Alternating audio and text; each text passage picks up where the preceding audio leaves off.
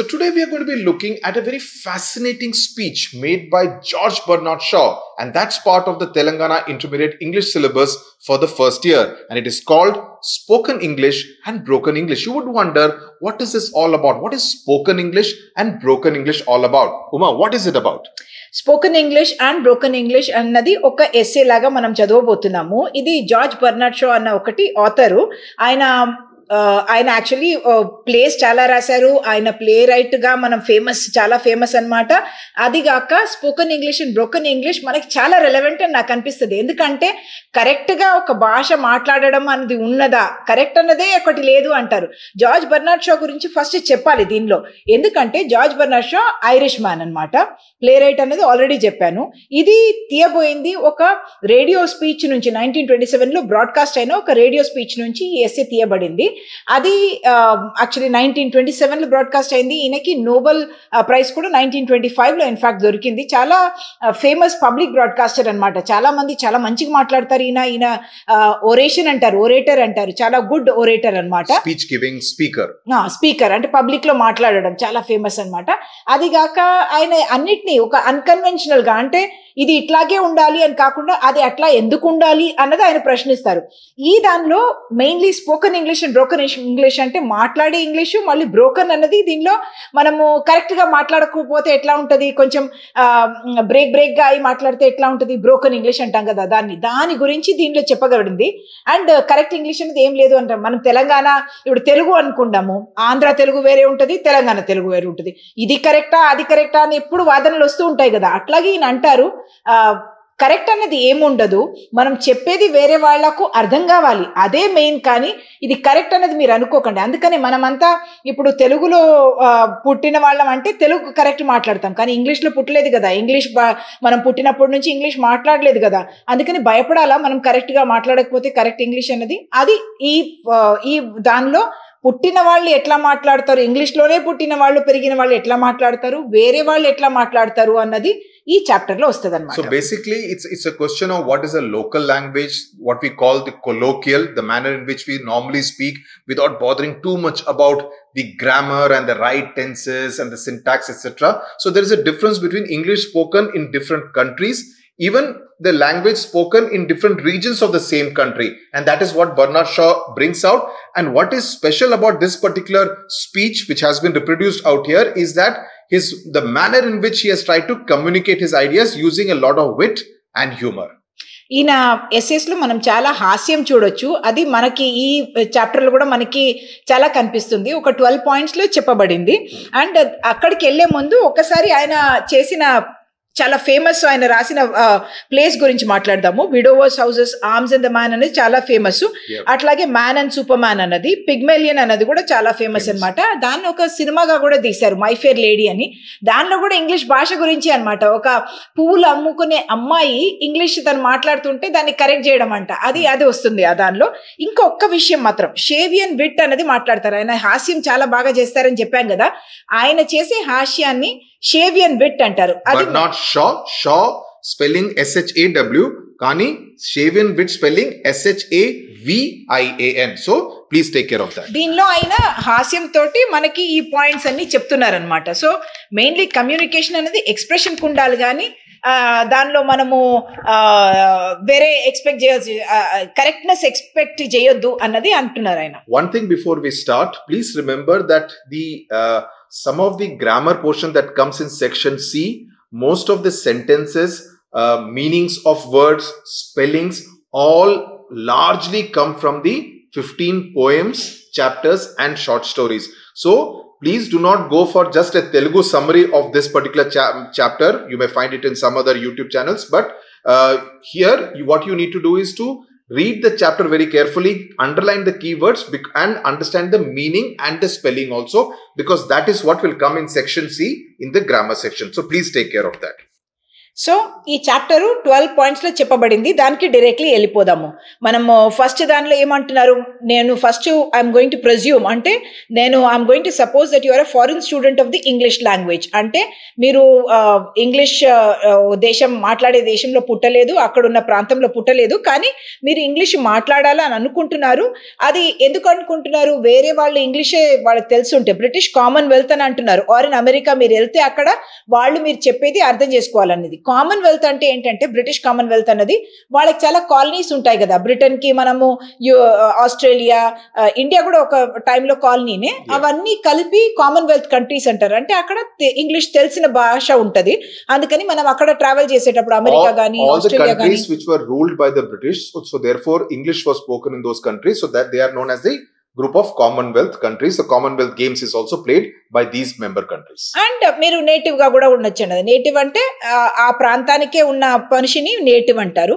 లేకపోతే ఇంగ్లీష్ లో కూడా వేరే ఉంటది, or you can be provincial or cockney dialect of which you may be a little ashamed అంటారు. ప్రొవిన్షియల్ అంటే ఒక ప్రాంతానికి చెందిన యాక్సెంట్ వేరేలాగా ఉండొచ్చు. మనం అంటాం కదా, తెలంగాణలో వేరేలాగా ఉంటుంది, ఆంధ్రలో వేరేలాగా ఉంటుంది అంటది. ఒక్కొక్క చోటకు ఒక్కొక్క యాక్సెంట్ ఉంటుంది అనమాట. కాక్నీ డైలెక్ట్ అంటే ఏంటంటే, ఈస్ట్ లండన్ లో యూజువలీ మాట్లాడే భాషని కాక్నీడ్ అంటారు. అది యూజువలీ వర్కింగ్ క్లాస్ వాళ్ళు మాట్లాడే డైలెక్ట్ అంటే అది యాక్సెంట్ ఎట్లా ఉంటుంది, వేరేలాగా ఉంటుంది అనమాట. దాన్ని కాక్నీ అంటారు. అది చాలా సొఫిస్టికేటెడ్, మంచి చదువుకున్న వాళ్ళు చదువుకున్నది కాదు అన్నట్టు ఉన్న దానికి కాక్నీడ్ అంటారు. అందుకని మీకు కొంచెం సిగ్గు కూడా అనిపించవచ్చు. లేకపోతే దీనివల్ల మీకు you may not be having access to employment అనమాట. అంటే మీకు ఒక జాబ్ దొరకడంలో కూడా ఈయన కరెక్ట్ ఇంగ్లీష్ మాట్లాడట్లేదు, ఆమెకి ఇంగ్లీష్ రావట్లేదు కాబట్టి మీకు కరెక్ట్, అందుకని మీరు ఫారినర్ గా ఉన్నా నేటివ్ గా ఉన్నా ఈయన ఏమంటున్నారంటే, మనకి కరెక్ట్ ఇంగ్లీష్ అన్నది ఏమీ ఉండదు అన్నది ఫస్ట్ దానిలో అంటున్నారు. And no to British subjects అంటే బ్రిటన్ లో ఉన్న వాళ్లే ఇద్దరిని మీరు చూసుకుంటే ఒకటే లాగా మాట్లాడరు అంటున్నారు. Second point. So the entire essay has been divided broadly into 3 parts. So in the first part, what Bernard Shaw is trying to stress is that there is no single model of correct English speech in English. The way English is spoken, there is no one correct way. That's a larger point that Bernard Shaw is trying to stress upon. ఈ ఎస్సేలో second point లో ఏమంటున్నారంటే, BBC అన్నది ఒక radio stations ఉంటాయి, దానికి TV channels కూడా ఉంటాయి, English లో మాట్లాడతారు. అందరూ కామన్ గా అనుకుంటూ ఉంటారు బీబీసీ అంటే మంచి ఇంగ్లీష్ ఉంటుంది అని. దానిలో ఒక కమిటీ ఫామ్ చేశారట. దానిలో జార్జ్ బర్నర్డ్ షా కూడా ఒక మెంబరు. దానిలో చాలా మంచి పేరు ఉన్న వాళ్ళంతా ఉన్నారు, కానీ వాళ్ళంతా కూడా ఒకరు ఏం అగ్రీ చేయరు అన్నది దానిలో వస్తుంది. Because the kind of English that is spoken on the BBC, be it the TV channels or the radio stations, is almost taken as a yardstick, a benchmark. For instance, when you talk about written English, you speak about the Hindu newspaper as some kind of a benchmark or where good English is spoken. Similarly, the kind of English which is spoken on BBC, radio or TV is taken as some kind of a yardstick. Okay, దానిలో ఎవరు ఉన్నారు అన్నదానికి ఇక్కడ ఒక sentence ఇస్తున్నారు అనమాట. Our chairman is the poet laureate who is not only an artist whose materials are the sounds of spoken English but a specialist in their pronunciation. Actually ఈయన మనం చెప్పాం కదా, చాలా సర్కాజం వాడతారు, విట్ వాడతారు అన్నది. ఇక్కడ వ్యంగ్యం వచ్చిందంట అనమాట. Our chairman is a poet laureate అనాలి మనం మామూలుగా అంటే, కానీ ఇక్కడ ఈజ్ ది పోయట్ లారియట్ అంటే. Normal grammar we would say our chairman is a poet laureate because there will be many poet laureates, right? But here he wants to be a little sarcastic about this particular chairman. So he's saying our chairman is the poet laureate. He's almost being sarcastic about this chairman. Is the poet laureate who's not only an artist. అంటే ఆయన artist లాగాట. ఆయన ఏంటి వాడతారు దానికి, artist ఏం వాడతారు ఇక్కడ, sounds of spoken English అంటే దానిలో sounds of spoken English and వాళ్ళ దాని ప్రొనౌన్సియేషన్ లో కూడా ఆయన చాలా స్పెషలిస్ట్ అని చెప్తున్నారు. అదొక సర్కాజంగా, అంటే అంత పెద్ద పేరున్న వాళ్ళు ఈ కమిటీలో ఉన్నారు అన్నదానికి ఆయన అంటున్నారు అనమాట. నన్ను కూడా ఎందుకు సెలెక్ట్ చేసుకున్నారంటే, నేను కూడా కొన్ని ప్లేస్లో రిహర్సల్స్ చేసేటప్పుడు ఇట్లా మాట్లాడాలి అట్లా మాట్లాడాలి అని చెప్తాను కాబట్టి నన్ను కూడా దానిలో చేర్చుకున్నారు అని అంటున్నారు. అండ్ నేను కూడా పబ్లిక్ స్పీకర్ అన్నది ఆయన మనకు మళ్ళీ చెప్తున్నారు అనమాట. బట్ థర్డ్ పాయింట్కి వస్తున్నాం. That committee knows as much as anyone knows about English speech. అంటే మీకు మాకు తెలిసినంతే వాళ్ళకు కూడా తెలుసు అంటున్నారు ఆయన. And yet its members do not agree as to the pronunciation of some of the simplest and commonest words. అంటే దీనిలో వాళ్ళు ఇంత మంచి పేరున్న వాళ్ళైనా వాళ్ళు కూడా అగ్రీ చేయరు, ఏం మాట్లాడాలి, ఏది కరెక్ట్ కాదు అన్నది అగ్రీ చేయరు. Any words pronunciation, the members themselves don't agree. The two simplest and commonest words in any language are yes and no. Agree? Yes and no are the most simple and the most commonly used words. But no members of the committee pronounce them exactly alike. So even how I say yes, somebody else may say yes, somebody else may say yes. So the pronunciation of just a simple word like yes and no can also differ from one person to another person. So దీనిలో ఏమంటున్నారంటే అందరూ yes and no చెప్పేది కూడా వేరేలాగా ఉంటుంది కాబట్టి దానికి కరెక్టా రాంగ్ అని ఎట్లా చెప్తాము అంటే వేరే వాళ్ళకి ఇది అర్థం కావాలి. It should be intelligible in every English speaking country అంటే వాళ్ళకి అర్థం కావాలి. But would stamp the speaker is a cultivated person as distinguish from an ignorant and illiterate person. అంటే అది మాట్లాడేటప్పుడు ఎట్లా అనిపించాలి, మనకు కొంచెం తెలుసు దీని గురించి, భాష గురించి అని. అండ్ మనము ఇగ్నరెంట్ అంటే మనకి అసలు అమాయకులం, మనకు ఏమి తెలియని వాళ్ళని ఇగ్నోరెంట్ అంటాం. ఇలిటరేట్ అంటే నిరక్షరాస్యులను ఇలిటరేట్ అంటాం, అసలు చదువుకోలేని వాళ్ళను.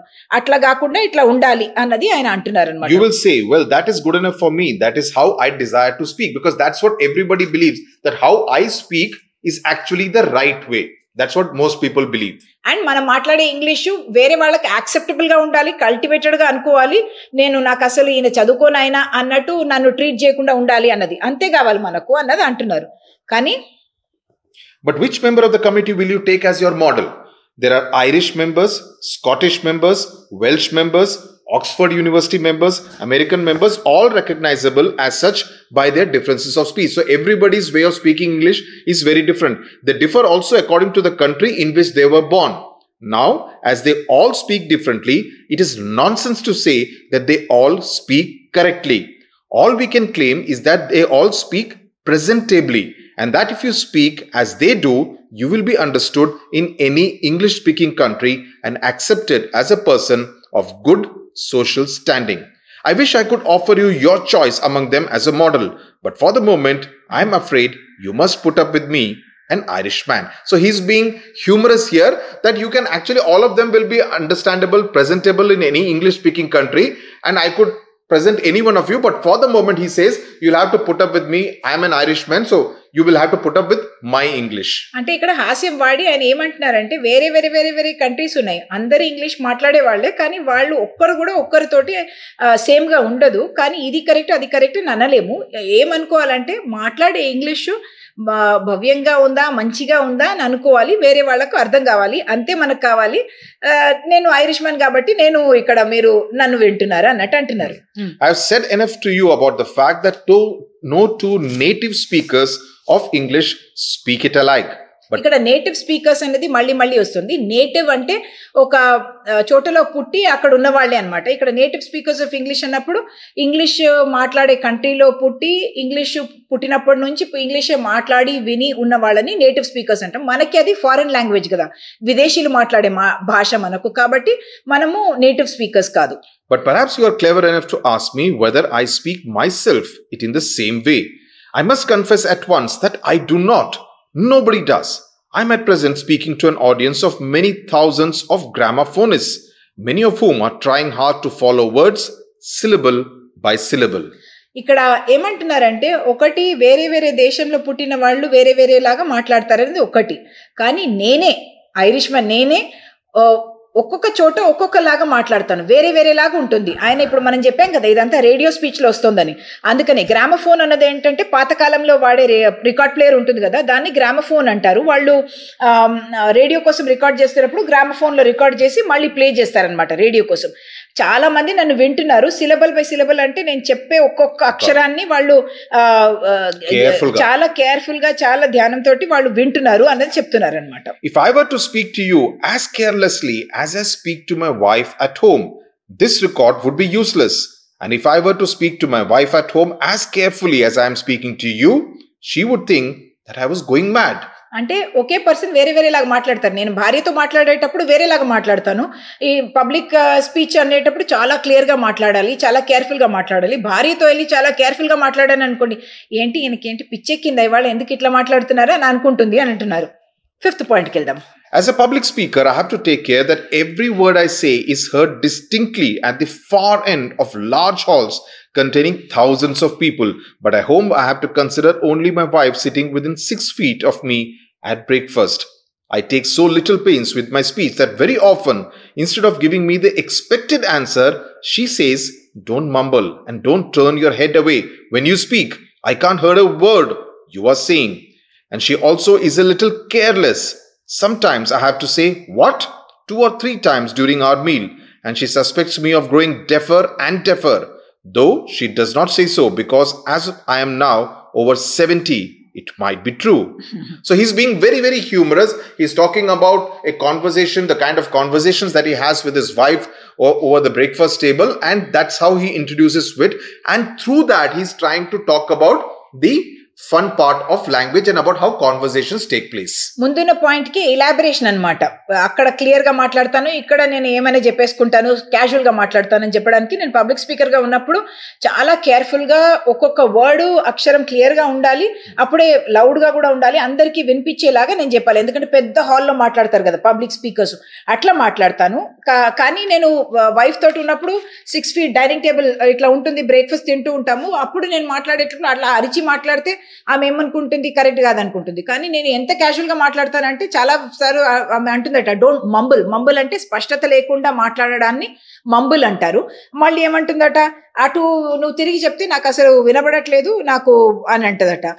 ఆమె కూడా అట్లాగే మాట్లాడుతుంది నాతోటి. ఎందుకంటే నాకు చాలా సార్లు ఏమన్నావు వాట్ అని అడగాల్సి వస్తుంది. అప్పుడు తను ఏమంటుంది, నువ్వు చెవిడైపోయావు అంటది. అట్లా కాకపోవచ్చు, కానీ నాకు అయినా 70 సంవత్సరాలు పట్టాయి కాబట్టి కొంచెం దానిలో ట్రూత్ ఉండొచ్చేమో అని. అంటే దీనిలో ఒక హాస్యం తోటి ఆయన ఒక ఈ విషయాన్ని ఎక్స్ప్లెయిన్ చేస్తున్నారు అనమాట. ఎందుకంటే వైఫ్ తోటి క్యాజువల్ గా సాఫ్ట్ గా మాట్లాడతాము, బయట మాట్లాడేటప్పుడు స్పష్టంగా మాట్లాడతామని. No doubt, I ought to speak to my wife as carefully as I should speak to a queen, and she to me as carefully as she would speak to a king. We ought to, but we don't. 6 point లో only హాస్యమే అనమాట, కొంచెం sarcasm గా. నేను actually నా wife తోటి ఆమెని రాణిలాగా ఆమెతోటి మాట్లాడాలి, ఆమె కూడా నన్ను రాజాలాగా ట్రీట్ చేస్తూ మాట్లాడాలి, కానీ అట్లా చెయ్యము అన్నది ఒక హాస్యం కోసమే అది ఆ పారాగ్రాఫ్ ఉంది. Next, we all have company manners and home manners. ఇది ఇంపార్టెంట్ లైన్. Yeah. ఇది ఇంపార్టెంట్ లైన్ అన్నమాట. కంపెనీ మేనర్స్ అంటే మనం పబ్లిక్ లో ఉన్నప్పుడు ఎట్లాంటి సభ్యత చూపిస్తాము అన్నది కంపెనీ మేనర్స్. హోమ్ మేనర్స్ అంటే ఇంట్లో ఉన్నప్పుడు ఎట్లా వ్యవహరిస్తాము అన్నది home manners. That is a little more casual. If you were to call on a strange family and to listen through the keyhole, not that I would suggest for a moment that you are capable of doing such a very unladylike or ungentlemanlike thing, but still, if you, in your enthusiasm for studying languages, you could bring yourself to do it just for a few seconds to hear how a family speak to one another when there is nobody else listening to them, and then walk into the room and hear how very differently they speak in your presence, the change would surprise you. అంటే మనకు వేరే వాళ్ళ ముందు మాట్లాడడానికి ఇంట్లో మాట్లాడడానికి ఎంత తేడా ఉంటుంది అన్న దానికోసం నేను మళ్ళీ సర్కాస్టిక్ గా హ్యూమరస్ గా చెప్తున్నారనమాట.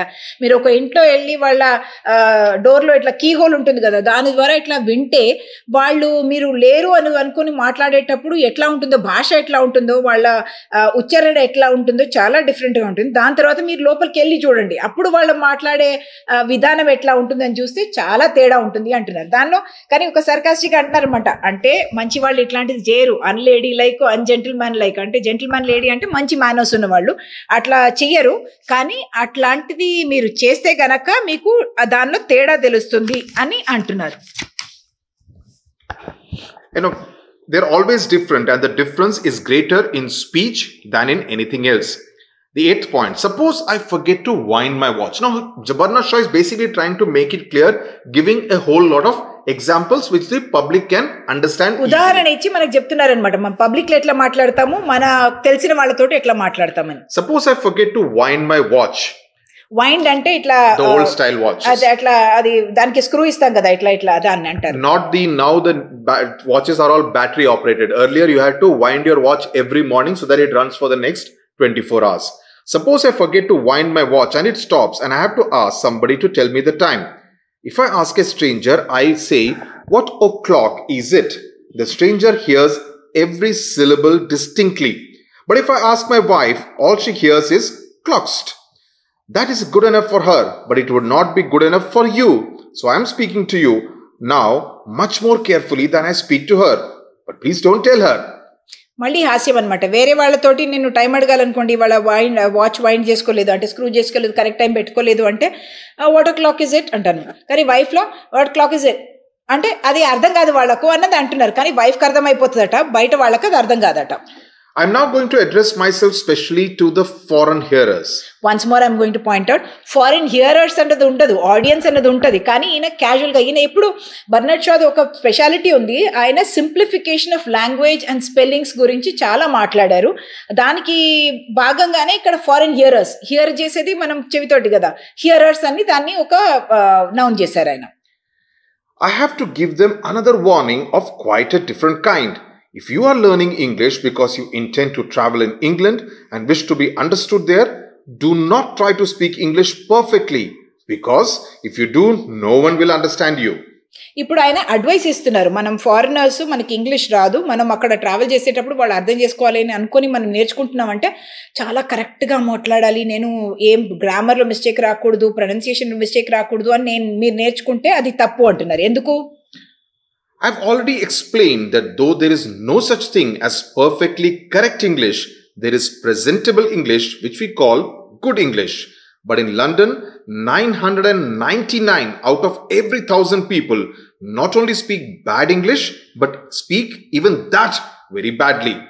You may say that even if they do not speak English well themselves, they can at least understand it when it is well spoken. They can when the speaker is English. But when the speaker is a foreigner, the better he speaks, the harder it is to understand him. So he's actually making fun of the people in England. And this actually slight historical reference because he's an Irishman. Always there has been a rivalry between Ireland and England. So there is this good humored rivalry, which is what he's bringing about. And he's using that to make fun in the language, the English language spoken by the people where in the land where English was born. So that is what he's trying to make fun of. అంటే ఇంగ్లాండ్లోనే వాళ్ళు English బాగా మాట్లాడకపోతే, చాలా bad English మాట్లాడితే కూడా వాళ్ళకి అర్థమైపోతుందట. కానీ బయటోళ్ళు వచ్చి మంచి ఇంగ్లీష్ మాట్లాడారు అనుకోండి, అసలు అర్థం కాదు వాళ్ళకు అంటున్నారు. అంటే మీరు అక్కడ వెళ్ళేటప్పుడు మీ లాంగ్వేజ్లోనే మాట్లాడండి, బ్రోకన్ ఇంగ్లీషే మాట్లాడండి, అప్పుడే మీకు అని అది కూడా ఎక్స్ప్లెయిన్ చేస్తారు ఎందుకు అన్నది. Point number 10. No foreigner can ever stress the syllables and make the voice rise and fall in question and answer, assertion and denial, in refusal and consent, in inquiry or information, exactly as a native does. అంటే ఈయన ఏమంటున్నారంటే, ఒక foreigner వచ్చి వాళ్ళది ఎట్లా పైకి కిందికి మనం మాట్లాడేటప్పుడు మన టోన్ వెళ్తుంది కదా పైకి, మనం ఏమైనా చెప్పాలనుకుంటే ఎప్పుడు మనం సాఫ్ట్ అవుతాము, ఎప్పుడు హార్ష్గా మాట్లాడతాం, అవన్నీ టోన్లో తేడాలు వస్తాయి. దాన్ని ఎప్పుడు కూడా మనము వాళ్ళు ఎట్లా మాట్లాడతారో మనం అట్లా మాట్లాడలేము అన్న విషయం చెప్తున్నారు. అంటే వాయిస్ రేజ్ చేయడము, కిందికి రావడము, అసర్షన్ అవును కాదు అనడము, రెఫ్యూజల్ కన్సెంట్ అన్నిట్లో తేడా ఉంటుంది అని అంటున్నారు. Therefore, the first thing you have to do is to speak with a strong foreign accent and speak broken English. అంటే మీరు వాళ్ళు మిమ్మల్ని అర్థం చేసుకోవాలనుకుంటే మీరు మీ యాక్సెంట్ తోటి, మనకి ఇప్పుడు ఇండియన్ యాక్సెంట్ ఉంటుంది ఇంగ్లీష్ మాట్లాడేటప్పుడు, ఆ యాక్సెంట్లోనే ఉండండి, మీ బ్రోకన్ ఇంగ్లీషే మాట్లాడండి. వాళ్ళలాగా సొఫిస్టికేటెడ్గా నేను మాట్లాడతాను అనుకుంటే వాళ్ళకి అసలు అర్థం కాదు అంటున్నాడు ఆయన. కొంచెం హ్యూమర్ కూడా ఉంది దీనిలో. Basically saying speak English without any grammar. Then every English person to whom you speak will at once know that you are a foreigner and try to understand you and be ready to help you. He will not expect you to be polite and to use elaborate grammatical phrases. He'll be interested in you because you are a foreigner and pleased by his cleverness in making out your meaning and being able to tell you what you want to know. అంటే మీరు వాళ్ళలాంటి accent వాడకుండా మీరు ఎట్లా మాట్లాడతారో అట్లాగే మాట్లాడితే ఆయనకి అర్థమవుతుంది. ఎందుకంటే ఆయనకి ఫస్ట్ మీ దగ్గర ఎక్స్పెక్టేషన్ ఉండదు, మే ఐ డూ దిస్ అన్నది వాళ్ళలాగా చాలా పొలైట్గా మాట్లాడడము, లేకపోతే గ్రామర్ కరెక్ట్గా ఉండడము, అవన్నీ ఆయన మర్చిపోతాడు. ఈయనకి రాదు ఇంగ్లీష్ కాబట్టి ఆయన ఏం అడిగారు అనేది మాత్రం ఆయన మైండ్లో పెట్టుకొని ఏమంటాడంటే, ఆయన ఏమనుకుంటాడంటే మీరు మాట్లాడేది ఆయనకి అర్థమైతే ఆయన తెలివి అన్నది ఆయన తనకు తానే అనుకుంటారట. అంటే నా తెలివి కాబట్టి నేను అర్థం చేసుకొని వీళ్లకు జవాబు ఇవ్వడానికి ట్రై చేస్తున్నాను అన్నది ఆయన అనుకొని మీకు ఫుల్ ఎక్స్ప్లెనేషన్ వచ్చేస్తుంది, మిమ్మల్ని అర్థం చేసుకుంటారు అన్నది బెర్నార్డ్ షా అంటున్నారు. He's also in a way being sarcastic and about the Englishman's sense of pride. So if he feels that his English is better, he is more likely to help you than helping someone who tries to speak almost like someone from England itself. right? So he's also making a very snide remark about the practice, the personality of the typical English person. అంటే next దానిలో కూడా దానికి ఒక example ఇస్తున్నారు. If you say, will you have the goodness, sir, to direct me to the railway terminus at Charing Cross, pronouncing all the vowels and consonants beautifully, he will not understand you and will suspect you of being a beggar or a confidence trickster. అంటే మీరు చాలా accent తోటి correct గా దాన్ని will you have the goodness sir అట్లా మీరు sharing cross అన్నదంతా correct గా pronounce చేసి అడిగితే ఆయన ఏమంటున్నాడంటే ఈయన ఈయన ఐదర్ బెగ్గర్ ఉండొచ్చు, నాదేదో డబ్బులు అడగబోతున్నాడు, లేకపోతే కాన్ఫిడెన్స్ ట్రిక్స్చర్ అంటే మిమ్మల్ని వాళ్ళ కాన్ఫిడెన్స్ లో తీసుకొని మనకి చీటింగ్ చేస్తారు కదా, వాళ్ళని కాన్ఫిడెన్స్ ట్రిక్స్చర్ అంటారు. అంటే మన నమ్మకంని వాళ్ళు గెయిన్ చేసుకొని మనల్ని ట్రిక్ చేసే వాళ్ళని కాన్ఫిడెన్స్ ట్రిక్స్చర్ అంటారు. But if you shout, please, Charing Cross, which way? You will have no difficulty. Half a dozen people will immediately overwhelm you with directions. అంటే మీరు అట్లా కాకుండా షారింగ్టన్ విచ్ వే అట్లా అడిచారనుకోండి, విచ్ వే అన్నట్టు అట్లా వాళ్ళు అర్థం చేసేసుకుంటారు. చాలా మంది చాలా మంది మీకు వచ్చి సమాధానం చెప్తారు, ఇట్లా వెళ్ళండి అట్లా వెళ్ళండి అని చెప్తారు అని అంటున్నారు. Even in private intercourse with cultivated people, you must not speak too well. Apply this to your attempts to learn foreign languages and never try to speak them too well, and do not be afraid to travel. అంటే ఈయన అంటున్నారు private అంటే వ్యక్తిగత సంభోగంలో కూడా మనము మాట్లాడేటప్పుడు cultivated people అంటే బాగా ఇంగ్లీష్ తెలిసిన వాళ్ళతో మాట్లాడేటప్పుడు మీరు చాలా మంచిగా నేను మాట్లాడాలి, వాళ్ళలాగా నేను మాట్లాడాలి అని అనుకోకండి. మీకు ఫారిన్ లాంగ్వేజ్ కాబట్టి మీరు చాలా మంచిగా మాట్లాడాలి అన్నది లేదు. అది కాక మీరు దీనివల్ల అయ్యో నేను అక్కడికి వెళ్తే మళ్ళీ ఇంగ్లీష్ మాట్లాడలేను కదా అని భయపడవలసిన అవసరం కూడా లేదు అంటున్నారు. You will be surprised to find how little you need to know or how badly you may pronounce. Even among English people, to speak too well is a pedantic affectation. In a foreigner, it is something worse than an affectation. It is an insult to the native who cannot understand his own language when it is too well spoken. That is all I can tell you. The record will hold no more. Goodbye. The record will hold no more means the space on the gramophone record is running out. So he says there will no more space for on the gramophone record to record his speech, to store his speech. But there are a couple of words here which, as I said, come in section C. Words like pedantic, words like affectation. So you need to remember these particular words because either the spelling or the meaning of these words can come. అంటే మీరు అక్కడ బయటి దేశంలో వెళ్తున్నప్పుడు భయపడతారు కదా English తెలియదని, అట్లా అనుకోకండి. మీరు చాలా తక్కువ తెలిసి ఇంగ్లీష్ యాక్సెంట్ కూడా కరెక్ట్ లేకపోతే కూడా పర్వాలేదు. ఎందుకంటే ఇంగ్లీష్ పీపుల్ కూడా ఒక పెడాంటిక్ అన్న దానికి అర్థం ఏంటంటే పండితుడు లాగా మాట్లాడడం అనమాట. అఫెక్టేషన్ అంటే ఒక పుట్ ఆన్ యాక్సెంట్ తోటి మాట్లాడతారు కదా, దాన్ని అఫెక్టేషన్ అంటారు. ఆర్టిఫిషియల్ గా ఉంటది. అట్లాగే మీరు ఫారినర్ అట్లాంటి మంచి యాక్సెంట్ తోటి మాట్లాడాలి అనుకుంటే అది ఇంకా కూడా వర్స్గా ఉంటుందట, అసలు బాగుండదు అంటున్నారు ఆయన. అంటే అదిగాక అక్కడున్న నేటివ్ వాళ్ళు ఏమనుకుంటారు, నా మాతృభాష నేను మాట్లాడేదానికన్నా ఈయన పెద్దగా మాట్లాడతాడా అన్నది వాళ్లకు ఇన్సల్ట్ గా అనిపిస్తుందట. It's an insult to the native who cannot understand his own language. అంటే ఆయన భాషనే ఆయనకు అర్థం కాదట మీరు ఇంత మంచిగా మాట్లాడడం వల్ల, అందుకని అట్లా మాట్లాడకండి అని చెప్పేసి మళ్ళీ ఈ స్పీచ్ నేను ఎట్లా ముగిస్తున్నారు, రికార్డులో ఇంకా ఎక్కువ చెప్తే దానిలో స్పేస్ లేదు కాబట్టి గుడ్ బై అని చెప్పేస్తున్నారు. Be careful about, the word is affectation. Please take care of its spelling. It is different from affection. Right? Affection అంటే ప్రేమ అన్నది ఉంటుంది కదా, అది కాక అఫెక్టేషన్ అంటే ఒక ఆర్టిఫిషియల్ విధంగా మాట్లాడడము. ఆ డాషెస్ కూడా ఉన్నాయి చూడండి, మనకి ఎగ్జామ్ సెక్షన్ సి లో వస్తుంది. స్పెల్లింగ్స్, పెడాంటిక్ అన్నది వర్డ్, అఫెక్టేషన్ అన్నది వర్డ్, ఇట్లాంటిది మనకి పారాగ్రాఫ్స్ లో కూడా ఇలాంటి దానిలో నుంచి తీసుకొని చెప్తారు మనకు. అట్లాగే వర్డ్స్ కూడా ఉంటాయి. Everything in section C, grammar section, also sometimes even comprehension comes from the 15 chapters. So if you do the 15 chapters in detail, line by line, you'll be able to do well even in section C. So everything comes from these 15 chapters. అంటే grammar మనము section C లో చాలా marks ఉంటాయి అని అనుకుంటాం కదా, కానీ దానిలో ఉన్న చాలా మటుకు గ్రామర్ బేస్డ్ ఆన్ ఈ ప్రోస్, ఈ ఎస్సేస్, ఈ పోయమ్స్ నుంచే వస్తున్నాయి. కాబట్టి మీరు ఇవన్నీ బాగా చదువుకుంటే దానిలో స్ట్రాంగ్ అయిపోతారు అన్నది మాత్రం మీరు గుర్తుపెట్టుకోండి. Okay, so what we will do is that now that we have explained the essay in great detail, please go through the video lesson again. We will do a separate video in which we will take care of all the questions, tackle all the questions in the 5 essays separately. Similarly, we will do a separate video for the 5 poems and the 5 short stories, in which we will specifically focus on how to answer the questions in section A as far as these 15 chapters are concerned. Okay, so do see that video, but before that, go through this video lesson very carefully, because this is a slightly complicated essay. You need to be very careful about what George Bernard Shaw is actually trying to say in this particular essay. Okay, చాలా relevant ఉండి, చాలా 5 essays, 5 poems, 5 short stories లో ఉన్న questions వేరే ఒక episode లో ఇంకొక దానిలో మీరు చూడొచ్చు. we'll do 3 different videos on that. ఆ వీడియోస్ లో మీరు దాన్ని చూడొచ్చు.